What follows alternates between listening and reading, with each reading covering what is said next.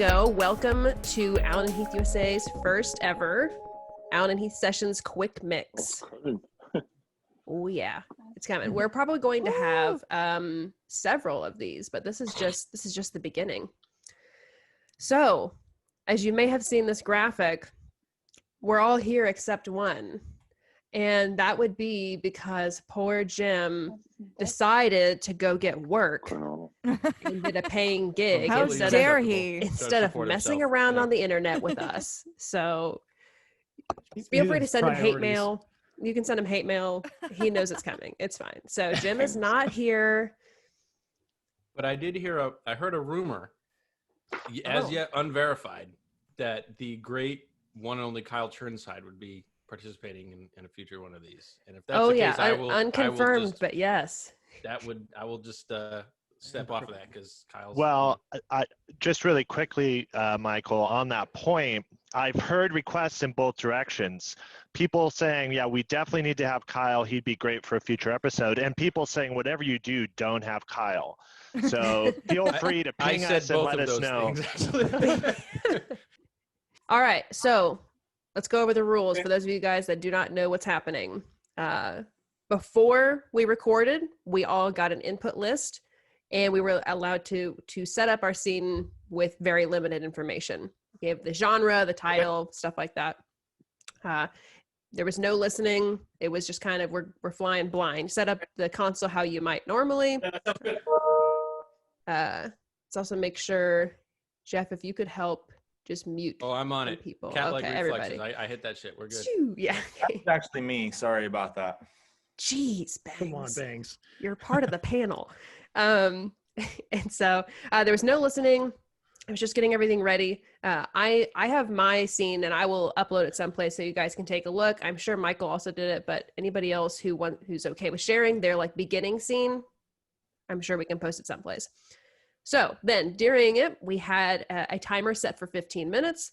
We hit record, and then you didn't have to use all 15 minutes, but you had up to 15 minutes to get what is essentially as far away from a dirty mix, but a dirty mix as possible. Once the timer goes off, you have to stop what you're doing and prepare to do the final live run through of the song like you would normally. And so a lot of our tracks are around 18 or 19 minutes in the SoundCloud playlist. And then for this session, this will be our breakdown of it. We'll talk just introductions about who's here. We'll do a breakdown of our setup. We'll talk about our scenes. Then we'll do some general tomfoolery. We will have a mix go around where we take turns just listening to everybody's mix. And then if I only had 5 more minutes, what we may have done differently. I have a question. Yeah, what's up? I see that there's time set aside for tomfoolery, but what about shenaniganism? I'm sorry, Michael, that shenanigans are going to have to. Yeah, I've been informed by HR that we can't do the shenanigans, but tomfoolery was their compromise. All right, so let's start with introductions. Can we just kind of go around and say who we are for those that don't know? Let's make Michael Lawrence go first. I was going to say we should go in poster order, but that's fine. No. I am a freelance system engineer. I'm a smart instructor. I do a lot of one-off stuff, so this was kind of really fun for me because it's oftentimes I'm not working with the same act again and again and again, so it really is relevant. This is a relevant exercise for me to be able to go in and spin up a mix really quickly. Proud SQ5 and Avantis owner and co-host of the Signal Noise podcast, and that's pretty much it for me. Hi, everyone. Nice to meet y'all. My name is Willa Snow. I'm based in Austin, Texas. I am a freelance front of house engineer, production manager, and monitor engineer. Before the COVID happened, my day job was as a stagehand and systems technician for Bass Concert Hall in Austin, Texas, and also doing some tours and things here and there. And I work with mostly Austin-based artists right now, and yeah, that's what I do. I'm Bangs. I'm a touring production manager and monitor engineer.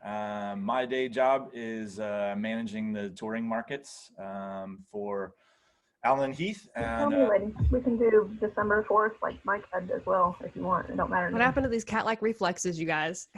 What happened? Somebody was taking a phone call. I don't know. Oh, okay. Anyway, yeah, I should be interrupted anyway. So, Oh, that's not uh, true. That's not true. I also work on digital product development for Allen Heath, so have a lot to do with this kid behind us and the Avantis. Well, I guess, am I the last one? All right. Yeah, I'll go. I guess I'm technically last, but go ahead, Drew. Oh, okay. I'm a touring front of house for Billie Eilish currently. Most of the time, I'm just a front of house engineer for numerous artists: Maggie Rogers, A Great Big World, Sick Puppies, Verite. There's a bunch of engineers, or bunch of bands. You so- engineer. Who engineers the engineers? Yeah, I don't know. Probably the manager. Yeah, you should be good at this. All right, and finally, I'm Samantha Potter. I do a multitude of things, but I'm an audio engineer. I mostly do front of house work, but I'm kind of, I call myself the install empress for Allen and Heath USA because my actual job title is much drier and doesn't explain anything that I do. Outside of that, I'm also an editor with ProSound Web, along with Michael Lawrence, and I do lots of teaching and writing and audio related stuff. So, and then also, as you may notice, we've got Jeff. He is not mixing, but he's kind of our marketing maestro for Allen and Heath as well. Do you want to share a few words, Jeff? Don't break anything. Okay. All right. So let's kind of start. So we've got the introductions. Let's talk a little bit about our setups. I can go first. So the setup I used for this particular session, I used the Avantis I've got over here to my left with my little spooky skeleton guy on it. Oh, he's just out of frame. Here, let's fix that. There we go. Hey. Happy Halloween, everybody.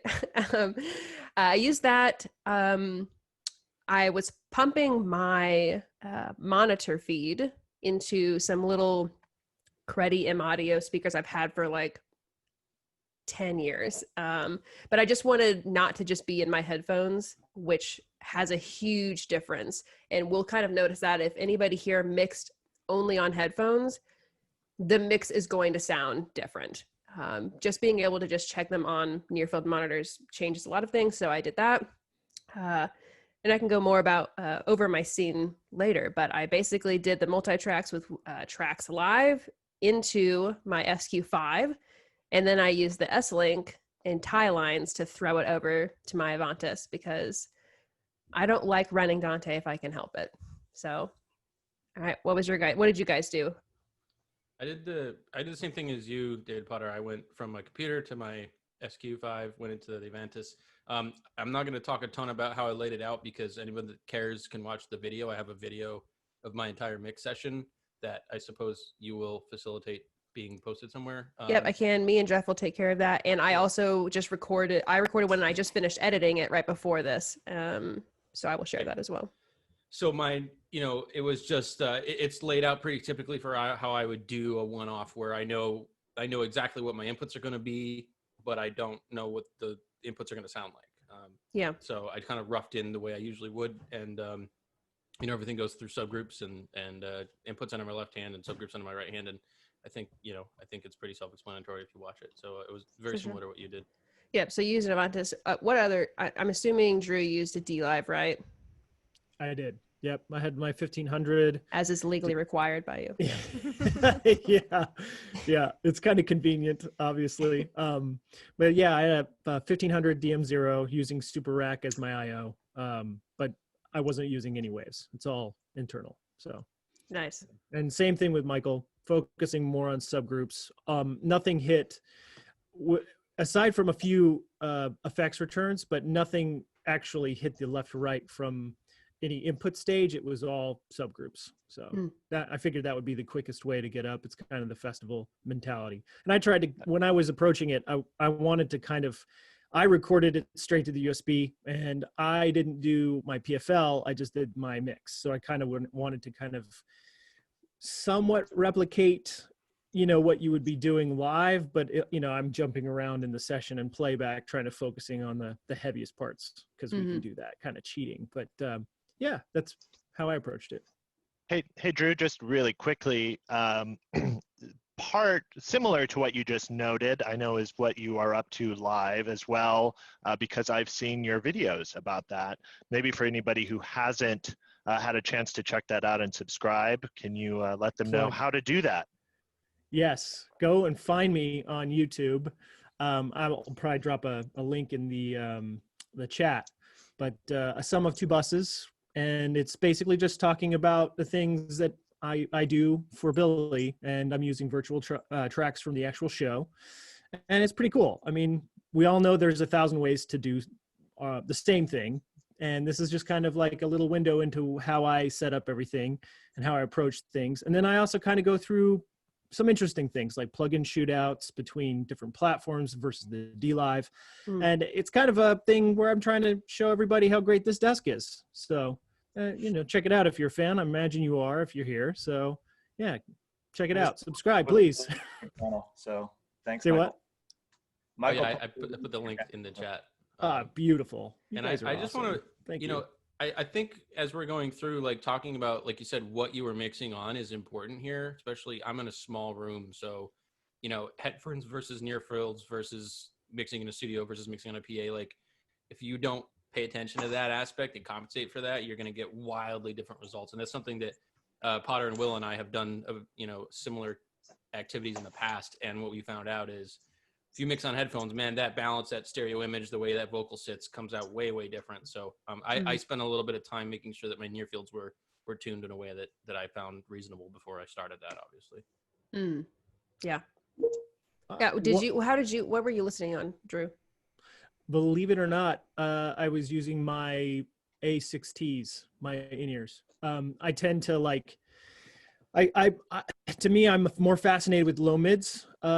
Well, I find that that's the beautiful power of a mix, and I think that that's what really wows a lot of people. And I kind of went that way because I felt like I could make better decisions in a short amount of time. And I have corrected my mix on a tour using in-ears in order to reference the low end and what was going on, like the low mids, all the way up to like 250, maybe even 300. So it's it's a much different approach.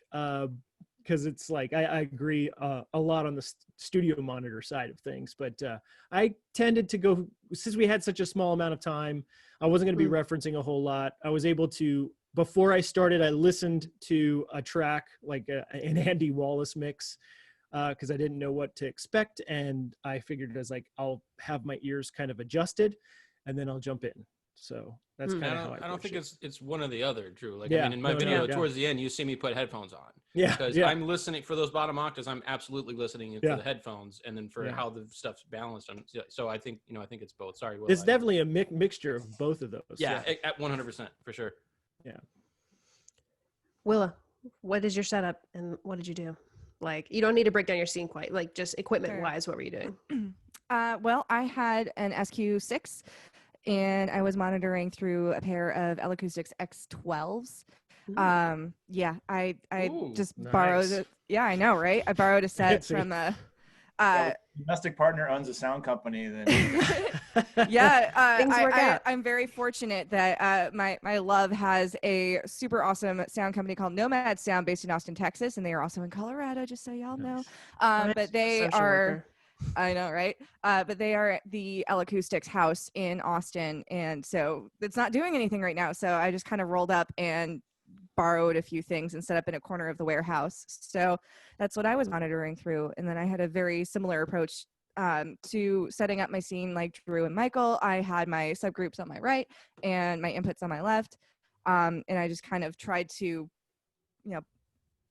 put everything where it needed to be from there, and then just go. And I monitored off of my left-right bus, and then I had the PAFL button I don't know the language for it, but if I hit PAFL, then it would show up in my mains. So that way, like, you could hear what I was doing, because normally I would just do it on my ears, but I wanted to make sure that whoever was listening to the track, they would know, like, okay, so this is the progress for everything. Like, I put up all the faders, and then I start soloing, and then you can hear what I'm paying attention to one thing at a time, which normally I would just pop in my ears to take a listen to it, but I wanted to make sure that the audience could hear my my workflow and my approach, Mhm. because I did not do a video, so that way they can kind of hear what I was doing. Gotcha. Very cool. So What'd you let's do, call Bangs? Solo in Place. How, what now? Solo in Place. That one. Yeah, thank you. Sip, Yeah. sip. I've The had one cup dangerous of coffee button. today, so I Yeah, the can't dangerous remember my button. words yet. What did you do, Bangs? I have my S5000 behind me. I pretty much only mix 2 in-ears, and so I mix 2 in-ears. Yeah, you took like a totally different approach. Like instead of doing more of a front of house mix, you did like I did lots 6 of monitor. 6 mixes. because that's what I do.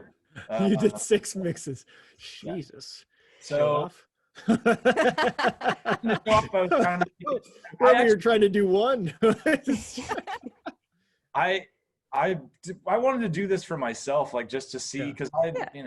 I mean, I've done everything run and gun. I'm used to it. But yeah, it was just fun. So Yeah. I don't know if you want me to talk about my scene now or just the equipment, but Yeah, no, you totally can. Yeah, so your final like run through is actually your vocal monitors, right? So that's what we'll end up listening to. my lead vocal in-ear mix. Yeah. So yeah, tell us more about your setup, like your scene and okay, stuff. So yeah, I'm going from so I've got my MacBook Pro over SoundGrid to a Waves card in the back of my S5000. And it was just my A12Ts plugged into the headphone jack. I chose not to put in the wireless in-ears that I would normally use because that wouldn't be reflected in the PFL bus. And then I just recorded my my PAFL bus directly to the USB. But I also, just because I wanted to and I thought it sounded fun, I did video my whole thing too, so I have that if anyone wants to put themselves through watching it. But I mostly videoed just to prove what I did. Yeah. I zeroed the desk and started with a default scene, and I did my patch, channel labeling, all of that with the clock running. So I had a zero desk with no faders on it with a default show file loaded. I hit record and then I started the timer and I went from there, and I built 6 mixes just because that's just what seemed fun to me. So we're all going to need to see the video. You have an interesting idea of We're fun. gonna want that. Yeah. So Yeah. if that's fun. Yeah. It's what I do live. So not when I'm on tour, obviously, but if I'm doing a festival or something, usually they run up. I looked at it as a situation that's happened to me a million times, where you've prepped the day for an acoustic duo and then your tech runs up and says, "Hey, remember that acoustic duo? They brought a 9-piece funk band. Here's the input list." Yeah. That has happened to me. I mean, Drew knows. Yeah, see, Drew and I have done lots of festivals. We've done it together. So that's the scenario that I went for, and I was just like, all right, and Drew and I actually have a really good system between the two of us. I missed doing festivals with you, buddy. I do. I miss. We have this like bulletproof ultimate setup where we can take anything that's thrown at us, and we're just like, bring it, let's go, But He doesn't even tell me where everything shows up. I just know. Yeah.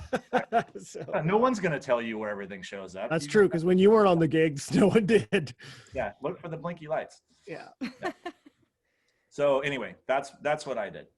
Very cool. Yeah. As far as my scene setup went, I did the very classic, again, just like you guys, inputs on the left. And I set up all my group processing beforehand, knowing that I wanted to do group processing.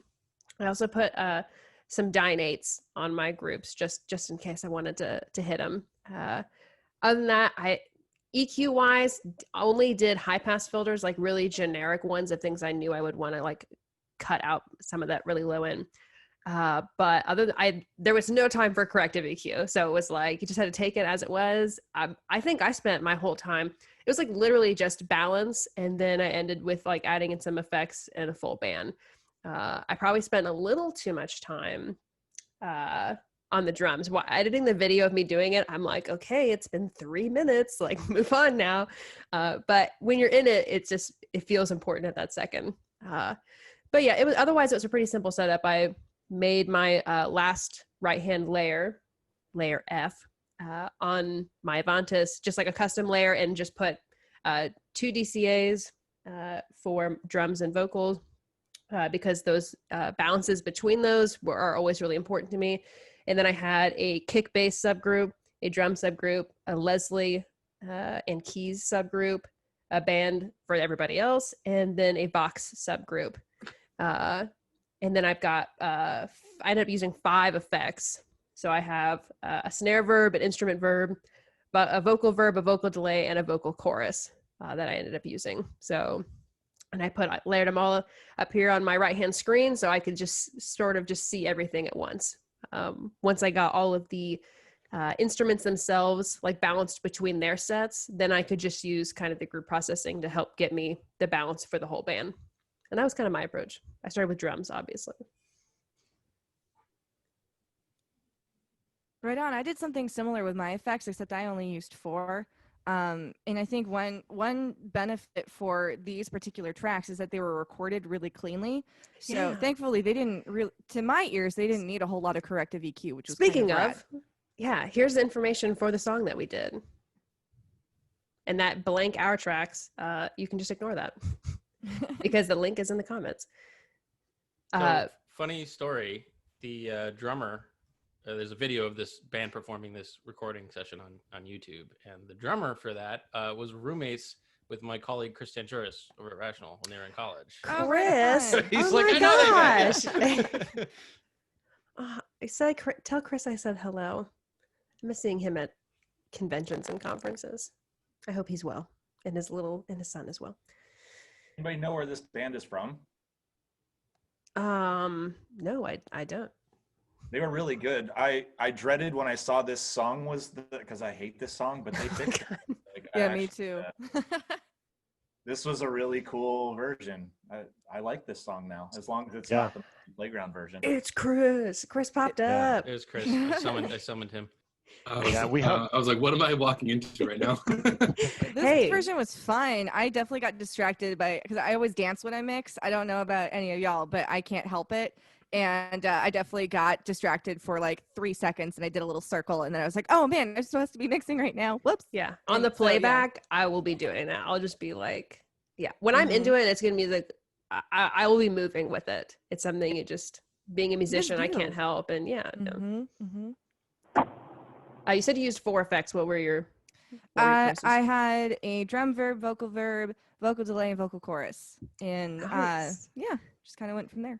I used the presets on the effects, knowing I would just needed a starting point and could not devote time to be like, oh, I really discern this reverb tail. Like, I really don't like the 4K in this one particular. I mean, one beautiful thing about Alan and Heath effects is that out of the box, generally they sound the way that I would want them to, and I'll just adjust the time and just adjust the tail as needed, and then that's a really good place to start. So that's one thing that I love dearly about Alan and Heath products is that it's so easy to make it sound good out of the box. What did you guys do for effects? Well, I want to agree with what Willa said, because I also work on some other consoles regularly where I can get a good reverb out of it, but it really takes some time commitment to go in there and mess with it. And so I'm like, which preset do I want to load? And I hate loading presets. I want to just turn the knob. The other thing that I think is great is on the effects screen itself, when I'm looking at the reverb, I have the send level, meter, mute, baffle, and the return level, meter, mute, like all this stuff's right there. And usually, like on a lot of this, I'm gonna let me go find the send level and turn it up and unmute it. Now I'm gonna go find the return. And so the fact that you can do all that without going digger on the desk, I mean, that's what a lot of this is, right? Is how quickly can you work this piece of equipment, right? If you're not fluent on your console, 15 minutes is over in the blink of an eye. And so this is not only is it a test of your mixing skills, but it's also very much a test of your familiarity with your desk. And I think that's when you start to go, oh man, I really want to patch this to there, but I don't remember how to do that. Well, if you don't remember how to do it right now, you don't have time to do it. So, you know, those things pop up that sort of force you to learn your tool, you know, and I really like that. I think it's a test of the tool itself too, because a lot of consoles just are inconvenience to get the things, even if you know where they are. Yeah. Mm-hmm. Yeah, I can think of a couple where I'm like, boy, this is 6 menus deep, isn't it? We're not gonna mention any names. No, of course not. But it's just, but that is a thing that happens, is if I have to go digging for it, that takes precious time away. So I don't use the effects button on our desks. I just select the return or the send and bring it up on my left screen, just like I do every other channel. And to me, that's way faster than having to switch gears and go to a different page. If I want the kick drum and I want to do EQ, I select it and it's in the left. If I want to do something to an aux, I select it, it's on the left. I want to adjust my reverb, I select it, it's on the left. I don't have to go into, you know, there's nothing wrong with using the effects page. I've just found that for me, it's a lot faster to just keep that same muscle memory mojo going by, you know, constantly going to one place instead of having to redirect. And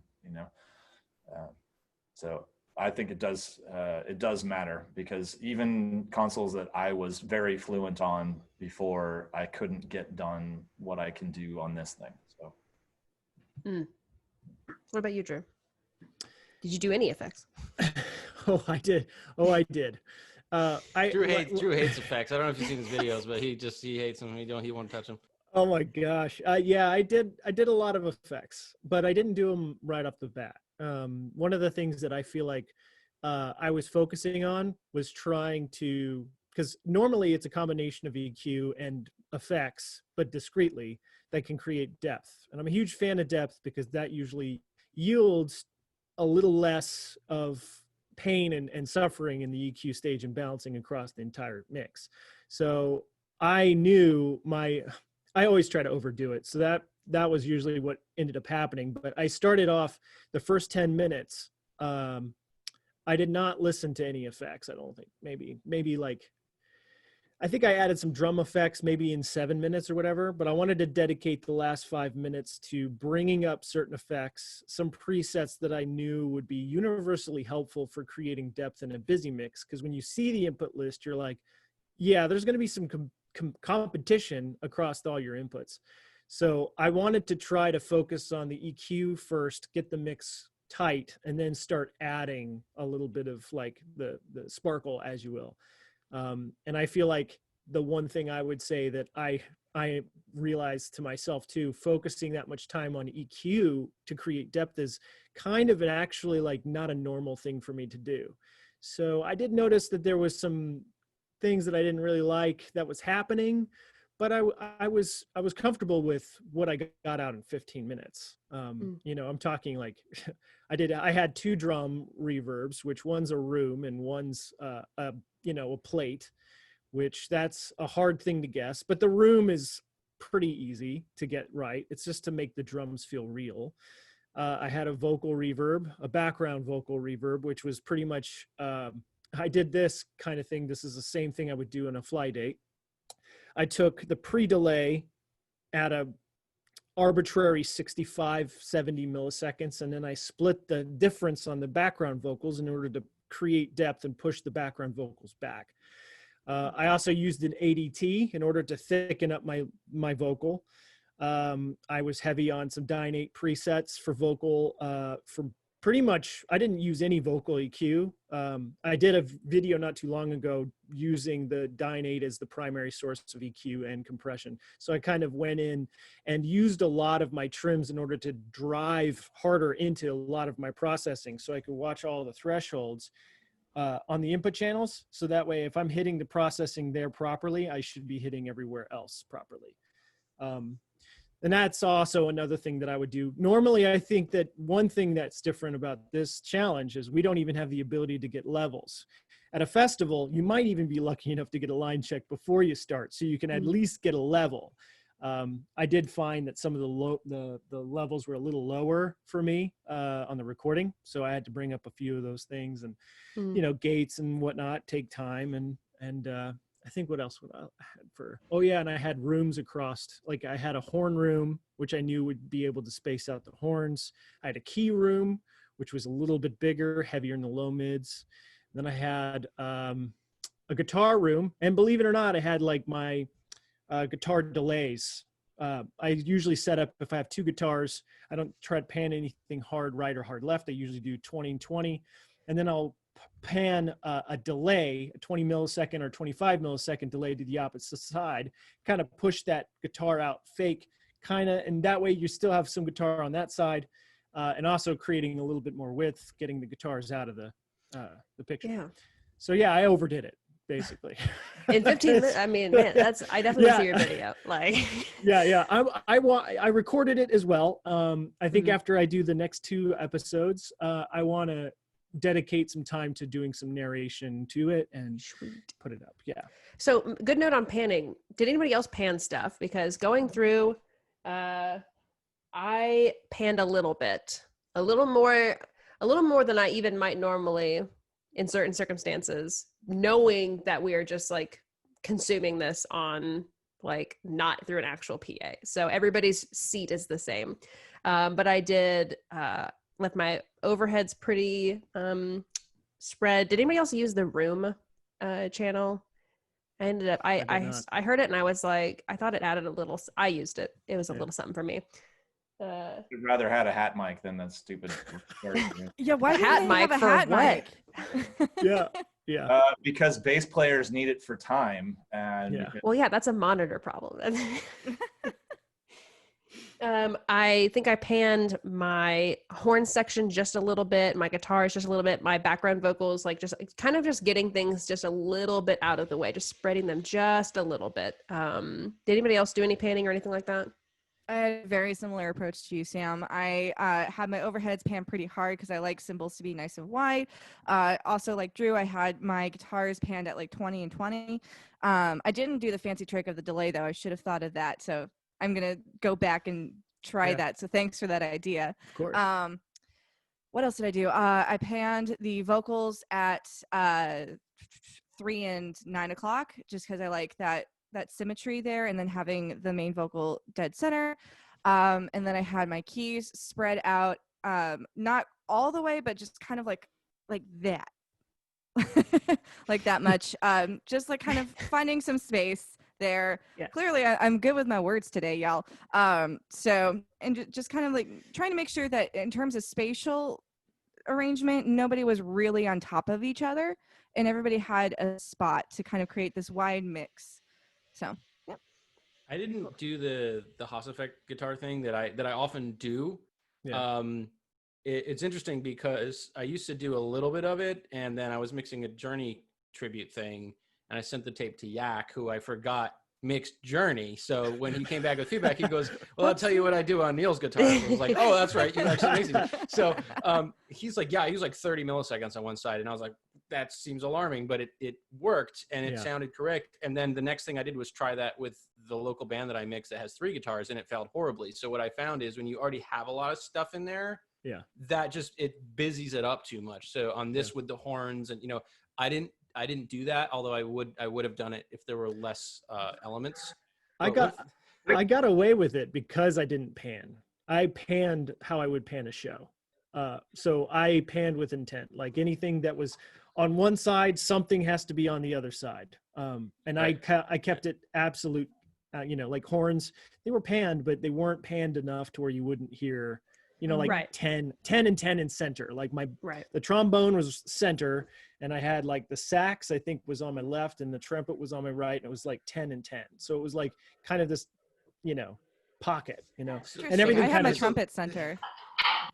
I have my trumpet center because like it's the highest frequency to me, and so like that's what the ear is going to go towards most. So in my head, I kept it in the middle, and then I had the 2 lower instruments on either side of that. So that's interesting. Well, I looked at it as a register. So like you have a sax and a trumpet are kind of close to register, and they also kind of occupy similar areas in the spectrum. And the trombone was like, well, I can boost a ton of low end in the trombone and keep it center and out of the vocal. You know what I mean? So like that was kind of how I went about it. But I don't know whether Yeah, I looked and I actually did not pan any of my horns, but I definitely I noted this in my video, but to me, like, trumpet is going to be in your face, period. And so I tried to let sax just have a little bit more, but I didn't find them so close together that they felt mushed. It felt very much like a horn section, not three guys playing versions of horns. So. Yeah. I think we'll hear that when we listen to the tracks, which I think we should do soon, so people have some idea of what we're talking about on this call. Yes. But I guess the trick with horns is they just take up so much. Like if you look at them on an RTA, it's broadband energy. It's just they're big. So you have to really think about how they're going to fit. And that was, I think, if you watch my video, I keep going back and trying to get them to sit better. But what will really tweak people's brains out, because it seems like something that you don't want to do, is I put one side of my B3 inputs out of polarity. And the reason for that is because in a studio, I would take a mid-side processor and I would cut the midway out, so it just leaves the Hammond up on the sides, and it doesn't crowd the vocal in the middle. And just sort of the poor man's cheat way to do that is to put one side out of polarity. Yeah. So when they're in the middle, they're and it makes it wider. Yeah. And it scares people, but it works. So when do we get to hear this stuff? No, Science. Great for Fire it up. Yeah. Okay. So everybody's got the link. Getting really quick. Yeah. Just because everyone's talking front of house, I just want to just put in for our monitor people in there. Yes. Panning to me is everything. It's one of the first things that I did. If you're building a stereo ear mix, the best way to get space is through panning. So even before I started looking, moving things around, and when I'm building a stereo ear mix, there is nothing in the center except for that person's instrument or their voice. So for a lead singer's mix, they're the only thing. Other things are maybe just one notch off center, but there's literally nothing on the center line, not even the snare. Nothing lives in the dead center except for their voice. And I've always found that just lets that stand proud of everything. And that's the whole point of an in-ear mix. They want to hear those more than anything else. And it's much more effective than just using volume. You need to find space, just like you do in front of house, but you can get away with a lot more in an in-ear mix. Your spatial arrangement is awesome, and you only have one listener. So you don't have to worry about, alienating people on one side or the other. So you can go a lot more crazy with it. But I think it's super important, and not enough people use it. I always get horrified when I see people doing mono in-ear mixes. I think it's just cruel. So don't do that to your musicians. People do that for a choice? People do it because they think it doesn't matter. And I think a lot of times it's laziness, I think it's also like, depending on what console you're on, you've just cut the number of mixes you can do in half. So a lot of bands are stuck with, well, I have 16 buses, and, or you're going to go, well, you're going to get rid of reverb because they don't want to do it. So I think a lot of them just haven't been on a equipment where they can have a stereo mix. But as soon as they do it, it's like, you just gave me a 4K TV and now you're going to take it away. It's like, no. We're going to, once you do it, you can't go back. Absolutely. It's such a big improvement. I can definitely tell y'all that with my pop artists, it's a matter of budget. Like, I can only afford up to a certain amount of channels with our current system. So my main artist has her stereo mix, and then everybody else is stuck on mono for now. I want everybody on stereo, but with the budget that we have, we're stuck with mostly everybody on a mono mix, and then my lead is on stereo.